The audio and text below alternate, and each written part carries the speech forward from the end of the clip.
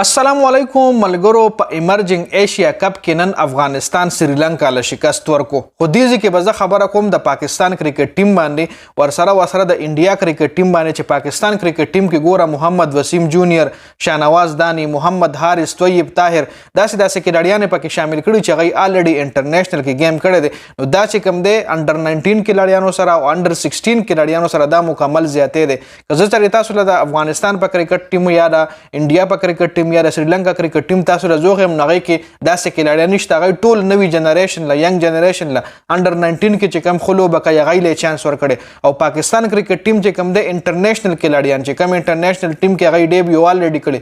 محمد وسیم جونیئر تاسو ګورئ لکه غټ کھلاړیان به ولله زویم، بړې لړکې به ولله زویم چې هغوی په دغه ایمرجنګ ایشیا کپ کې ورچولی دي. نو ټرافي ګټل ګوره مقصد نه دی، مقصد دا چې ته نوي کھلاړیان راولې. دغه کھلاړیان چې کوم دی سبا ستا د انټرنیشنل کرکټ ټیم رهنمایي به کوي. نو ته زموږ پاکستان کرکټ ټیم یا پاکستان کرکټ بورډ اکثر نوجوانانو سره زیاتې کیږي، نوجوانانو ته چانس نه میلاویږي. خو خیر ټونه پهله په دې باندې بعد کې ډسکشن کوو. خبره دا ویډیو دا د افغانستان او د سریلانکا ټیم حوالې سره چې افغانستان دا میچ ګټلې 252 رنزونه کړي دي. 9 کھلاړیان یې ورته په 50 اورونو کې زبید اکبر 1 رنز کړی دی، ریاض حسن 82 رنزونه کړي دي، نور الله زدران 53 رنزونه کړي دي، شاهد الله کیپټن دی 23 رنزونه کړي دي، بشیر شاه 15 رنزونه کړي دي، اکرام علي خیل 34 رنزونه کړي دي، شرف الدین اشرف 19 رنزونه، ضیاء الرحمن 4 رنزونه، محمد ابراهیم 15 رنزونه، سلیم صافي 2 رنزونه. ټوټل سکور یې کړی دی 252 رنزونه کړي. 9 کھلاړیان یې ورته په 50 اورونو کې جي.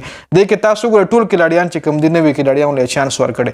دا نه چې دوی سره دی لکه مطلب د انټرنیشنل ټیم نه هم کھلاړیان راوچتولی شو څنګه چې پاکستان راوچت کړي دي داسې دوی هم راوچتولی شو. خو نه دوی نوي کھلاړیانو له چانس ورکړی.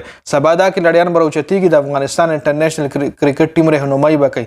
دا کھلاړیان به راوچتېږي د افغانستان انټرنیشنل کرکټ ټیم کې به لوبه کوي. نو دې کې مطلب دا دی چې تاسو نوي کھلاړیانو له موقع ورکول پکار دي. اوس دې کې فرنانډو اټور 15 رنزونه ورکړي، 1 وکټ یې ایستلی ده. لهیرو سماراکون 25 رنزونه. دا مکمل بالنګ سکور کارډ دی. لګي ساروم تاسو وګورئ خپل ریډ کوي چې کم بالر پکې ایکسپنسیو دی، کم بالر پکې ښه وکټ یې ایستلی دی. نه پس مونږ راځو د افغانستان بالنګ او د سریلانکا بیټنګ له چې سریلانکا کړي 241 رنزونه او 38.5 اورونو کې مطلب تقریبا 11 اورونه ته پاتې شوي دي او کھلاړیان ټول آوټ شوي په 241 رنز. دا میچ چې کوم دی افغانستان په 11 رنزو باندې ګټلې. یو تھریلینګ میچ شوی دی. اویشکا فرنانډو 0 رنزونه کړي. سریلانکا اویشکا فرنانډو چې کوم دی د سریلانکا انټرنیشنل کرکټ ټیم کې لوبه کړې ده. او که نه دا بل اویشکا فرنانډو وي نو بیا ته خبر نه یم.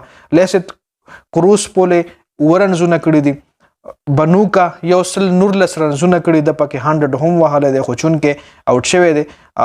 بل ګورئ سوریابا 0 رنز کړي دي. ساهن ارچانچي 3 رنزونه کړي. نومونه د سریلانکا د ټیم ټولو نه زیات ګران نومونه چې کوم د سریلانکا د کرکټ کھلاړیانو وي نومونه تاسو وګورئ جي.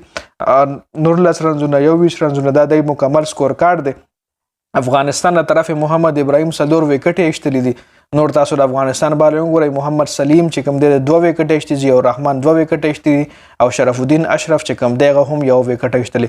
مطلب د افغانستان راتلونکی بالنګ هم ښه بالنګ دی ځکه سریلانکا په 241 ټول آوټ کړي دي او افغانستان کړي 252 رنزونه. نو افغانستان ویل بالنګ او بیټنګ یې هم ښه بیټنګ کړی 252 رنزونه ښه سکور یې کړی دی. او جوابي کاروایي کې سریلانکا یې هم ریسټریکټ کړی ده صرف او صرف 241 رنزونو باندې. نو دا خو د افغانستان او سریلانکا میچ او د پاکستان چې کوم ټیم دی نو خو داسې مطلب ښه کھلاړیان یې پکې ایستلي د انټرنیشنل کرکټ ټیم نه راوچت کړي. طیب طاهر هم د انټرنیشنل ټیم دی. مطلب زموږ داسې اوس کھلاړیان دي هوریرا چې شاملول پکارو په دغه سکواډ کې. داسې کھلاړیان دي چې هغوی د انډر 19 ټیم حصه پاتې شوې ده. هغوی انډر 19 کې گیم کړی دی. PSL کې هم کال نیم گیم کړی دی خو بیا هغوی بیخي د کرکټ نه چانس ورله نه میلاویږي. نو ګوره په انټرنیشنل کرکټ ټیم کې خو الریډي چانس یې ډېر په مشکله میلاویږي. نو کم از کم د ایمرجنګ کپ کې خو یې شاملول پکارو. خو بیا هم دا یو شړ غونته ویډیو مې سره شریک کړه. د ویډیو کتلو زیاته مننه. ویډیو مخکې ملګرو سره شریک کړئ. جنید خان افیشل چینل هم سبسکرایب کړئ، پیج هم لایک کړئ. والسلام.